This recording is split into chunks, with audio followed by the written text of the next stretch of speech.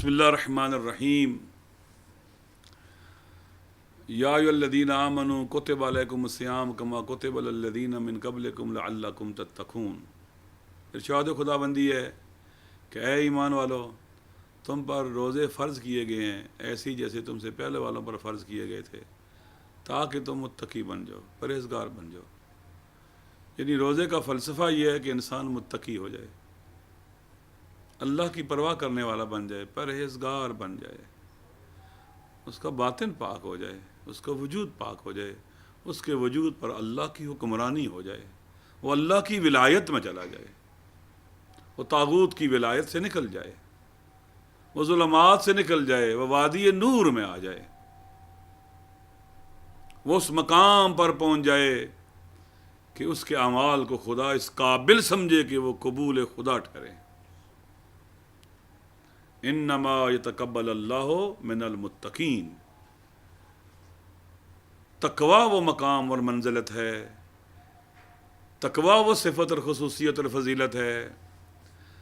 اگر انسان اپنے اعمال تقوی کی چادر میں لپیٹ کر اللہ کے حوالے لے جائے، تقوی کے رحل میں رکھ کر ان اعمال کو خدا کی بارگاہ میں لے کے جائے تو خدا قبول کرتا ہے۔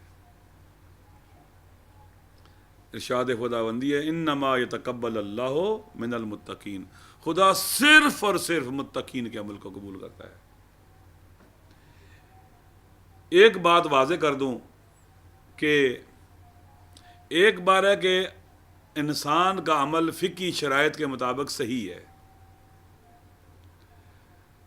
اور ایک ہے کہ انسان کا عمل خدا کی بارگاہ میں قبول ہے۔ یہ الگ الگ چیزیں ہیں۔ ممکن ہے کہ انسان کا عمل فقہی شرائط کے مطابق انجام دیا جائے اور وہ صحیح ہو، اور اس کا ذمہ جو اللہ کی طرف سے اس کی گردن پر تھا وہ ساقط ہو جائے، لیکن ضروری نہیں ہے کہ صحیح عمل کو خدا قبول کر لے۔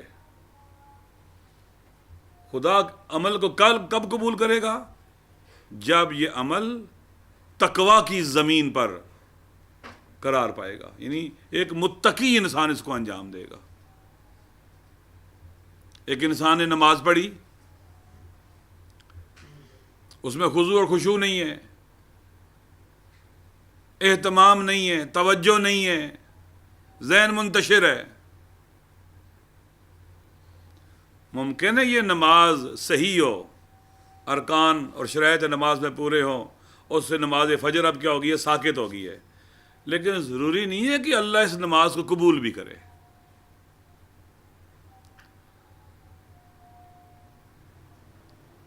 اللہ صرف متقین کے عمل کو قبول کرتا ہے اور بس۔ انما یتقبل اللہ من المتقین۔ قرآن مجید کے بارے میں بھی ہے، سورہ بقرہ کی پہلی آیات ہیں، بسم اللہ الرحمن الرحیم الف لام میم ذالک الکتاب لا ریب فیہ ھدی للمتقین۔ قرآن جو ہے وہ متقین کے لیے ہدایت ہے۔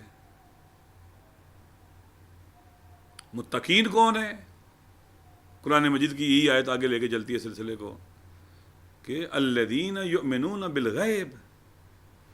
متقین وہ ہیں جو ایمان بالغیب رکھتے ہیں، یعنی ان کا خدا پر ایمان ہے، عالم غیب پر ایمان ہے، ملائکہ پر ایمان ہے، آخرت اور معاد پر ان کا ایمان ہے۔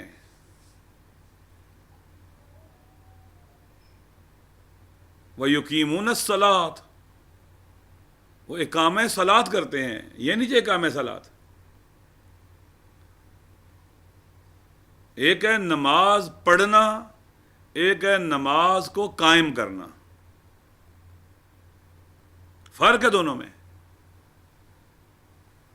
حدیث کے اندر ہے کہ الصلاۃ عمود الدین، نماز دین کا ستون ہے۔ یعنی اگر دین کو ایک خیمہ فرض کریں تو دین کے خیمے کا ستون کیا ہے؟ نماز۔ انسان کے دین کے خیمے کا ستون کیا ہے؟ نماز۔ ستون کھڑی حالت میں ہوتا ہے۔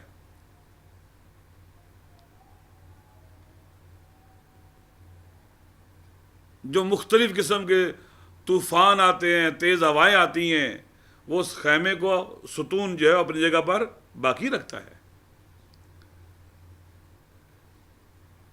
ستون وہ نہیں ہوتا جو لیٹا ہوا ہو. وَيُقِيمُونَ الصَّلَاةَ، وہ نماز قائم کرتے ہیں. ان کی نماز قائم ہوتی ہے، اس کے اوپر تکیہ کیا جا سکتا ہے، وہ پریشر اٹھا سکتی ہے، وہ دباؤ اٹھا سکتی ہے. یہ وہ نماز ہے جو قائم، یعنی اس میں وہ مومن کیا کرتے ہیں، نماز کو اہمیت دیتے ہیں، اس کو بر وقت پڑھتے ہیں، حضور قلب کے ساتھ پڑھتے ہیں، توجہ کے ساتھ پڑھتے ہیں، کنسنٹریٹ کرتے ہیں، ان کے ذہن کے اندر عجیب و غریب خیالات نہیں آتے.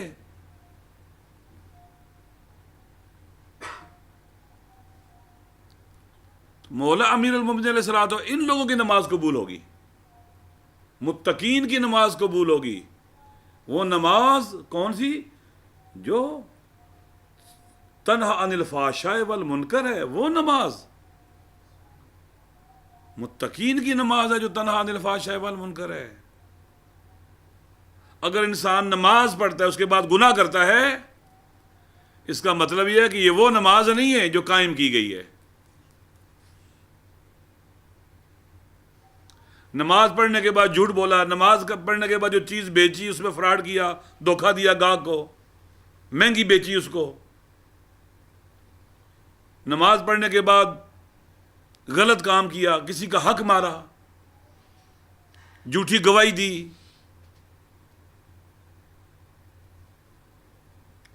اس کا مطلب یہ ہے کہ یہ وہ والی نماز نہیں ہے جو خدا قبول کرتا ہے. کیونکہ نماز روکتی ہے، دیوار بن جاتی ہے فحشاء اور منکرات کے آگے، روک دیتی ہے انسان کو بچاتی ہے، محفوظ کر لیتی ہے انسان کو. لہذا مولا امیر المومنین علیہ الصلوۃ والسلام نے جو متقین کی صفات بیان کی ہیں، ہم ان کو بیان کر رہے تھے خطبہ متقین سے. جو حمام نے جب مولا امیر المومنین سے کہا کہ یا امیر المومنین صف لی المتقین کأنی انظر الیہم، مولا میرے لیے متقین کو اس طرح سے بیان کریں کہ یوں لگے کہ میں متقین کو دیکھ رہا ہوں، مجسم ہو جائے متقین میری نگاہوں کے سامنے، میری نگاہوں سے اوجل نہ رہیں. تو امیر علیہ الصلوۃ والسلام نے متقین کو جو صفات بیان کی ہیں ان میں سے ایک صفت جو ہے وہ یہ ہے. ایک درود پڑھ لے محمد والے محمد پر.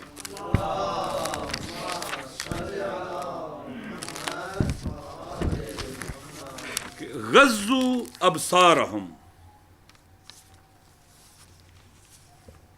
غضوا ابصارہم، ایک ہوتا ہے غمزہ، غمز ہے، اور ایک غزہ ہے. غمزہ کا معنی ہوتا ہے یا غمزہ کا معنی ہوتا ہے آنکھ بند کر لینا، اور غمز النظر کا معنی کیا ہوتا ہے؟ آنکھیں نیچے کر لینا.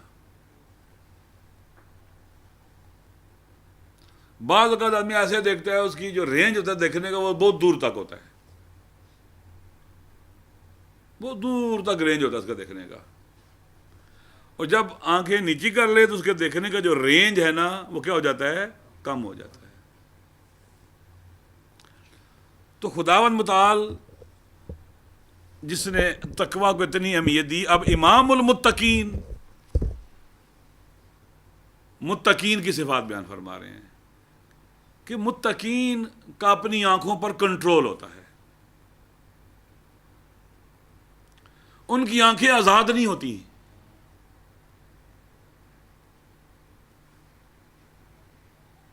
یعنی دیکھنے سے متقین پہچانے جائیں گے، یہ دیکھ کیا رہا ہے.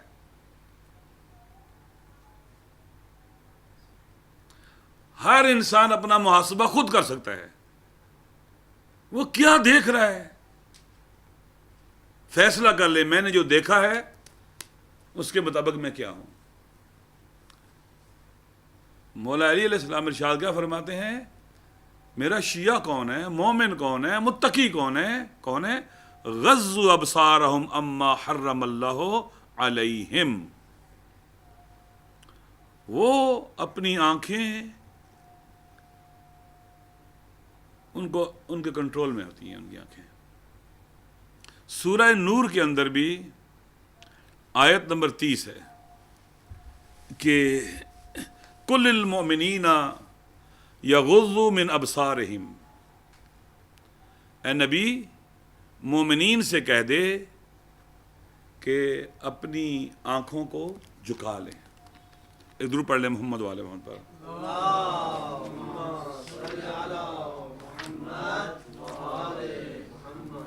کل المؤمنین، اے نبی اے پیغمبر مومنوں سے کہہ دے یغضوا من ابصارہم، وہ اپنی آنکھوں کو نیچے کر لیں۔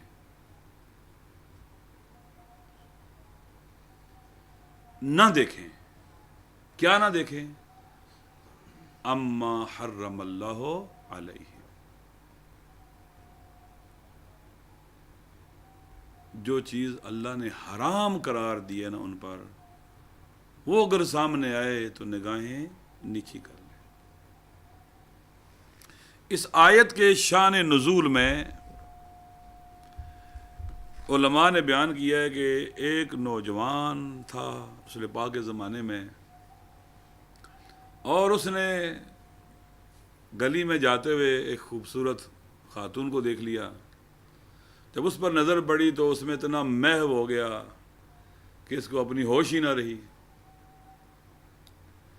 چلتے چلتے ظاہر آگے گلی تنگ ہو گئی، گلی میں سے کوئی دیوار میں کوئی ایسی چیز تھی جو لگ گئی، لیکن اس کو پتہ ہی نہ چلا کہ میں زخمی ہو گیا ہوں۔ جب وہ نگاہوں سے اوجھل ہوگی، اس کے بعد اپنے آپ میں آیا تو اس کو پتہ چلا یار یہ تو میں زخمی ہو گیا ہوں۔ تو رسول خدا کی بارگاہ میں حاضر ہوا، چونکہ آپ کو پتہ ہونا چاہیے کہ جب یہ اسلام کی جو ابتدائی دور ہے اس کے اندر آپ کو پتہ ہونا چاہیے کہ مکہ میں نا مرد دن کے وقت ننگا طواف کرتے تھے خانہ کعبہ کا، اور خواتین رات کے وقت بیرے نہ ہو کر خانہ کعبہ کا طواف کرتی تھی۔ اسلام آہستہ آہستہ تدریجاً اسلام کے احکام نافذ ہوتے چلے گئے۔ ایک ایسا معاشرہ تھا جس کو رسول خدا نے کیا کیا؟ ٹھیک کرنا شروع کیا۔ بت پرست، مشرک، حالت ان کی دیکھے، دن کے وقت لباس اتار کر خانہ کعبہ کا طواف کرتے تھے۔ خواتین رات کے وقت برے نہ ہو کر خانہ کعبہ کا طواف کرتی تھی۔ یہ صورتحال تھی ان کی۔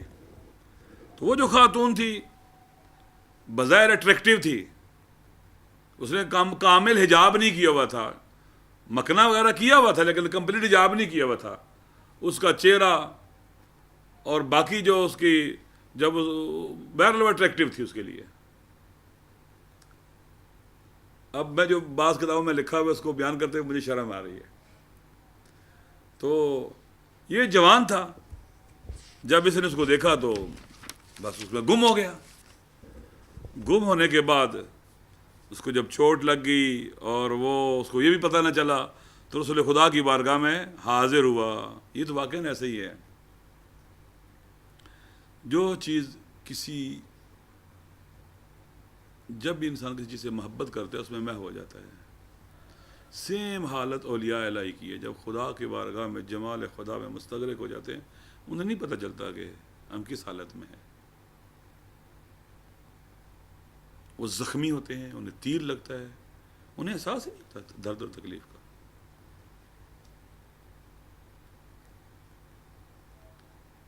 کربلا کے شہیدوں کے بارے میں ایسے ہی ہے۔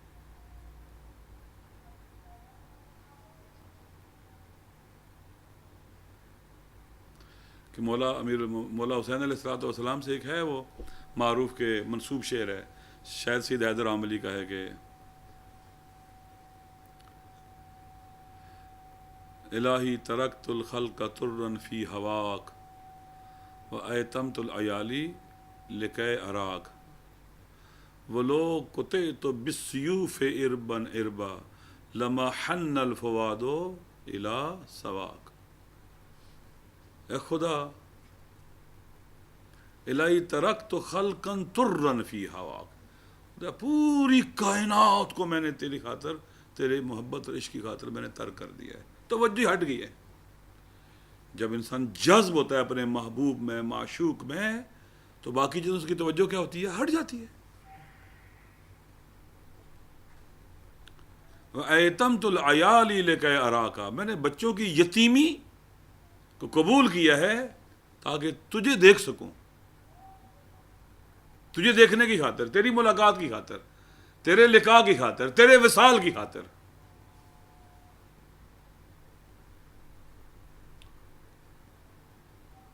اس منزل کی خاطر کہ تیری ندائے یا ایتھا النفس المطمئنہ ارجعی الی ربک راضیۃ مرضیہ وادخلی فی عبادی وادخلی جنتی۔ وَلَوْ قُطِعْتُ بِالسِّيُوفِ اربا اربا، اگر میں تلواروں سے ٹکڑے ٹکڑے کر دیا جاؤں، لما حن الفؤاد الی سواک، میرا دل تیرے علاوہ کسی اور کی طرف نہیں جائے گا۔ بہرحال یہ ایک حقیقت ہے کہ انسان جس چیز سے محبت کر لے، جو چیز اس کی نگاہوں میں سما جائے، اس میں محو ہو جاتا ہے۔ تو جب اللہ کے رسول کے پاس آیا، اس نے آ کے شکایت کی، یا رسول اللہ یہ مسئلہ میرے ساتھ ہو گیا ہے، تو یعنی کہنا چاہتا تھا کہ ان خواتین سے کہیں کہ یہ حجاب کر کے آ کریں، پردہ کر کے آ کریں، یہ ہمارے لیے مسئلے پیدا نہ کریں۔ تو اللہ کے نبی نے پھر یہ آیت نازل ہوئی کہ قل المؤمنین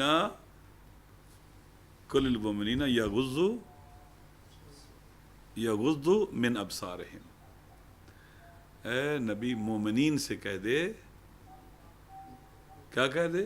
کہ اپنی نگاہیں نیچے کر لیں۔ پھر آیت کا جو اگلا حصہ ہے، دوسری آیت ہے، اس میں لکھا ہے کہ مومنات سے کہہ دے کہ یغضضن من ابصارہن، خواتین کے لیے بھی کبھی نگاہ نیچی کرے، خالی مردوں کے لیے نہیں ہے۔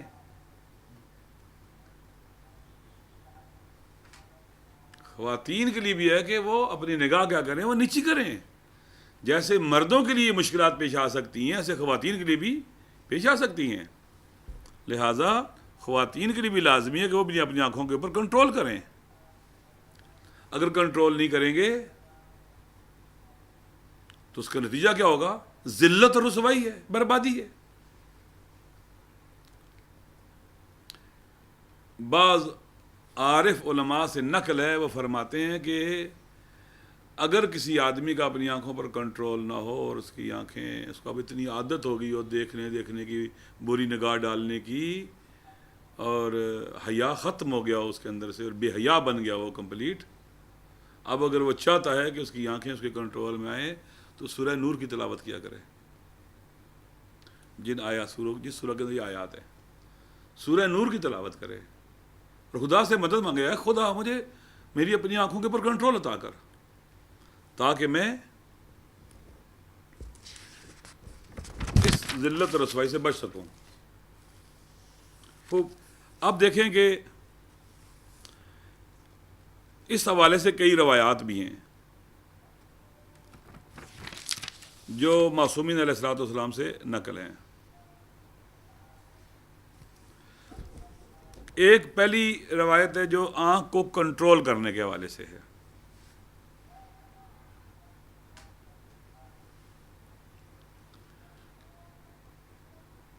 کہ انسان اگر اپنی آنکھوں پر کنٹرول کرے، چونکہ اگر آنکھوں پر کنٹرول نہیں کرے گا، آنکھیں نہیں جھکا کے رکھے گا اور نامحرم اور حرام سے اپنی آنکھوں کو محفوظ نہیں کرے گا، اس کا نتیجہ ایسی لذت ہے جو ذلت لے کے آئے گی اور رسوائی لے کے آئے گی، بربادی لے کے آئے گی۔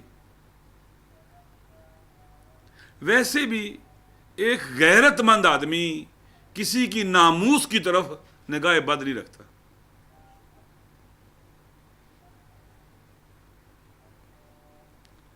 یہ اصلاً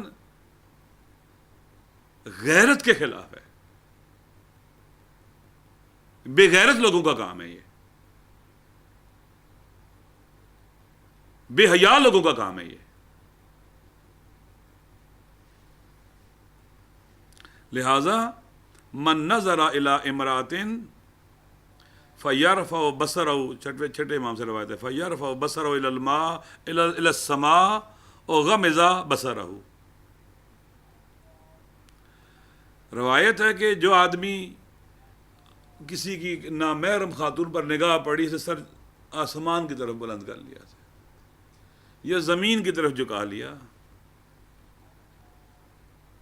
آسمان کی طرف یا زمین کی طرف، لم یرتد الیہ بصرہ، اپنی جگہ پر اس کی نگاہیں اس وقت تک ابھی تک آئی نہیں ہوئیں گی کہ خدا حور العین کے ساتھ اس کی شادی کر ازدواج کر دے گا۔ معصوم نہ محرم پر نظر پڑی، آسمان کی طرف دیکھا اور عظمت خدا کو سامنے لایا، خدا کی طرف جو کی اس نے۔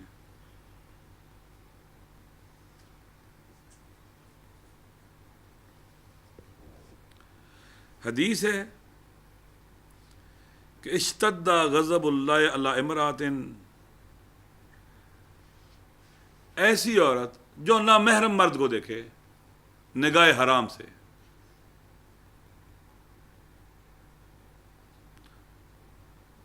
معصوم فرماتے ہیں کہ اس وقت اللہ کا غضب شدید ہو جاتا ہے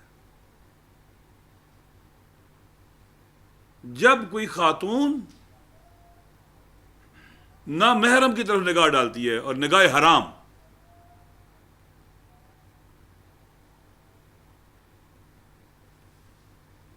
اشتد غضب اللہ، خدا کا غضب اس وقت شدت پیدا کر لیتا ہے۔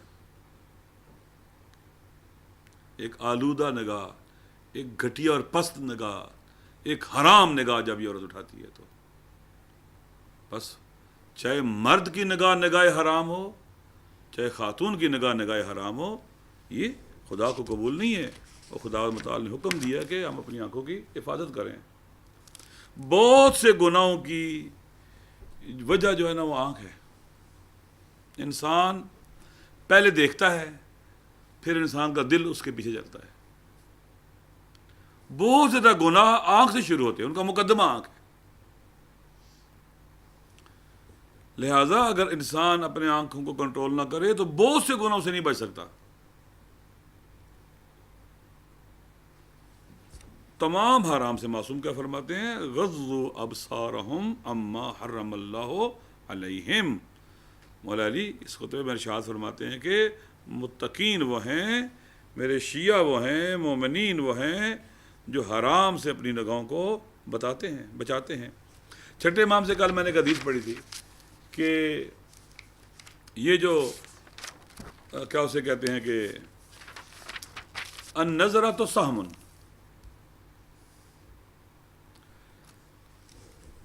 یہ نگاہ بد جو ہے ایک تیر ہے، سہم من سہام ابلیس، شیطان کے تیروں میں سے ایک تیر ہے۔ یہ تیر کس کو لگتا ہے؟ جا کر انسان کے اپنے دل کو لگتا ہے۔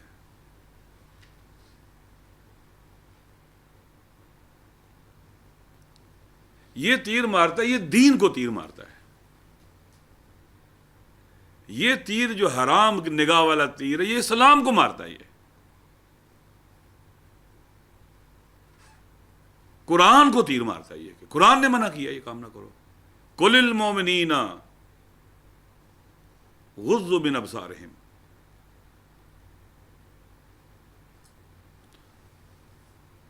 قل للمؤمنین یغضوا من ابصارہم، حکم ہے خدا کا، کہہ دے مومنین سے اپنی آنکھوں کو جھکائیں، حرام سے بچائیں اپنی آنکھوں کو۔ بعض علماء فرماتے ہیں کہ حقیقت اسلام کون ہے؟ قرآن امام ہے۔ یہ جو حرام نگاہ اٹھاتا ہے، جو تیر چلاتا ہے، یہ امام کے دل پر تیر مارتا ہے۔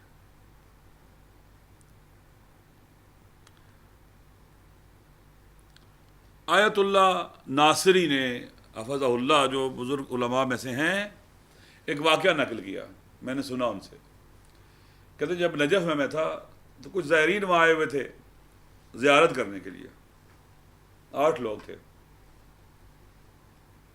تو ایک دن صبح ناشتہ کرنے لگے کہ حرم جانے سے پہلے ناشتہ کر لیں، تو ایک نے کہا ایسے کہ یار میں نے خواب دیکھا ہے آپ کے بارے میں نا، تم مجھ سے ضرور پوچھ لینا، میں بھول نہ جاؤں۔ اس نے کہا کہ مجھے ابھی خواب بتلاؤ۔ اس نے کہا بعد میں بتلاؤں گا۔ اس نے کہا نہیں تم ابھی بتا دو، کیا ہے بعد میں تو بتانا ہے، ابھی بتا دو۔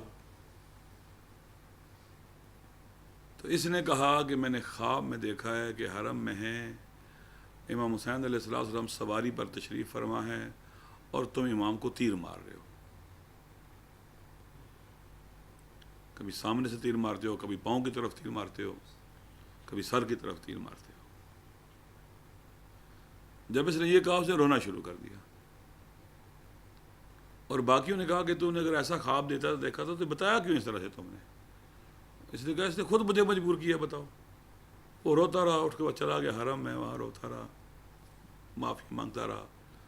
واپس آیا تو اس نے کہا بھائی کیا مسئلہ ہے؟ اس نے کہا بس مجھ سے کل ایک گناہ زیادہ ہوا تھا حرم میں، جب میں زیارت کے لیے گیا، اس وقت پرانے وقتوں کی بات ہے کہ وہاں پر حرم میں اس طرح کی شاید پارٹیشن نہیں تھی جیسے ابھی پارٹیشن ہے خواتین اور مردوں کی۔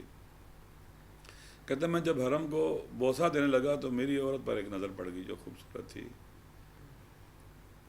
تو میں حرم کو بوسہ دینے کے بہانے اس کے قریب جاتا تھا۔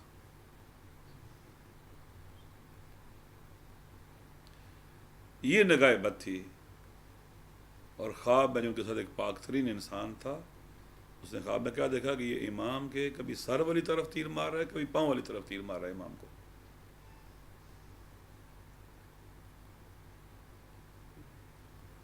اس لیے النظر سہم من سہام ابلیس، بری نگاہ جو ہے ابلیس کے تیروں میں سے ایک تیر ہے۔ ہمیں بچنا چاہیے ان چیزوں سے۔ انسان جب بری نگاہ کرتا ہے رزلٹ کیا ہے؟ شہوت ہے۔ بری نگاہ کا نتیجہ کیا ہے؟ شہوت۔ شہوت کا نتیجہ کیا ہے؟ فساد اور بربادی، غلط کام، حرام کام انجام دیتا ہے۔ بس سب سے پہلا کام کیا کہ اپنی آنکھ کو، مومنین وہ ہوتے ہیں، متقین وہ ہوتے ہیں جن کی آنکھیں کنٹرول میں ہوتی ہیں، ان کی آنکھیں آزاد نہیں ہوتی۔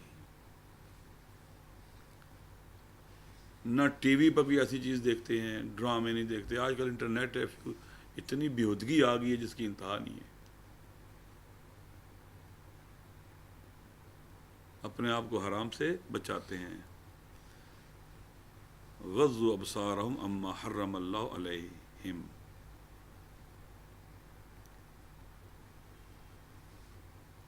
معصوم فرماتے ہیں، حدیث ہے کہ ایاکم والنظر، خبردار اپنی نگاہ کو کنٹرول کرو، آنکھوں کو کنٹرول کرو، حرام سے بچاؤ،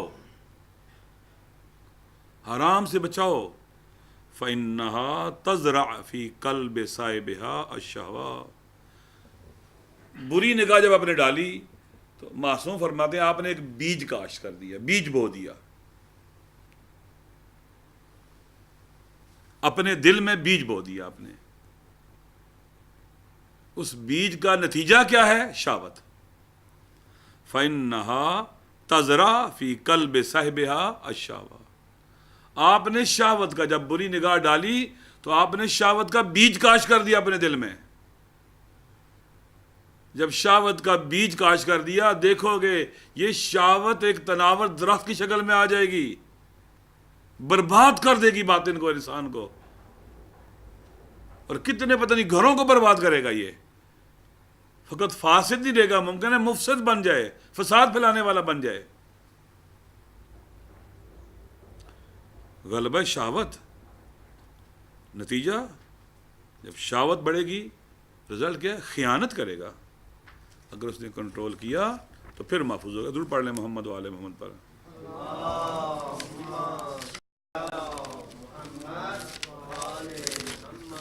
ایک بار پھر درود پڑھ لیں محمد و آل محمد پر۔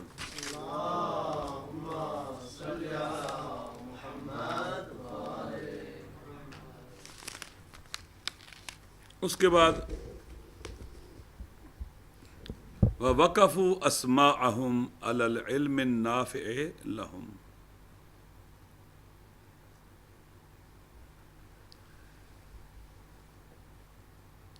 قرآن مجید میں ہے ان السمع والبصر والفؤاد کل اولئک کان عنہ مسئولا، خدا پوچھے گا آنکھ کہاں استعمال کی ہے، کان کہاں یہ سب جواب دیں ہیں خدا کی بارگاہ میں۔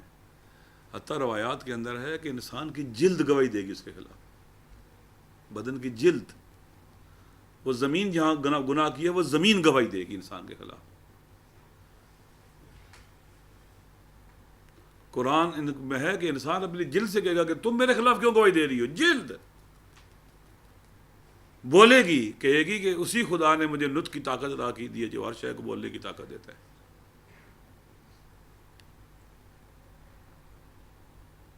خدا کا نظام ایسا ہے، یہاں پر چیزیں محفوظ ہیں، لیکن اگر کوئی ایک بار لوٹ آئے کہ خدا مجھے معاف کر دے، توبہ کرے، اے خدا مجھے بخش دے، ان اللہ یغفر الذنوب جمیعا، وہ سارے گناہ بخش دیتا ہے، وہ معاف کر دیتا ہے۔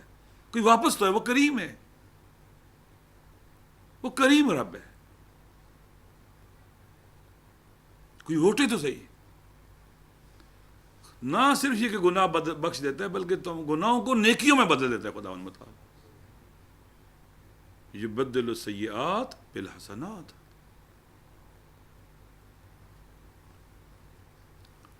بعض روایات میں کہ اگر انسان نے گناہ کیا تو 6 یا 7 گھنٹوں کے بارے شاید میں نے پڑھا کہ اس دوران اگر وہ نماز پڑھ لے اس کی گناہوں کی توبہ ہو جاتی ہے۔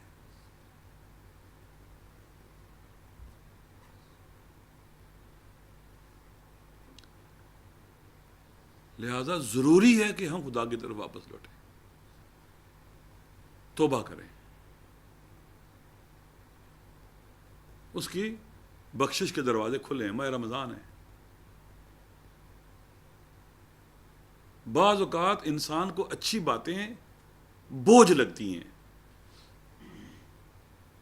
بوجھ لگتی ہیں، خطرے کی حالت میں وہ انسان۔